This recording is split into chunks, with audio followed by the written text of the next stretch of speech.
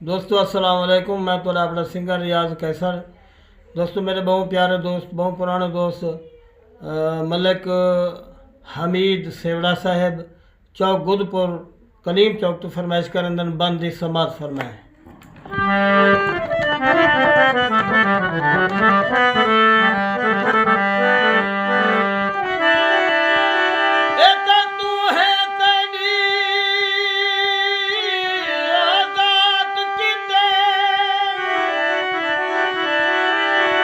कभी नहीं कीता इनकार ते जिवें तू वड्डा यार करेंदा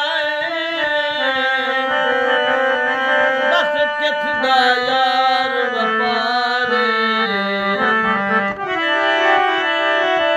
लाडा ता झोंका पार गया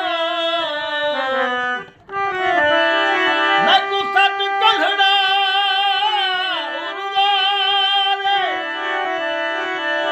खबर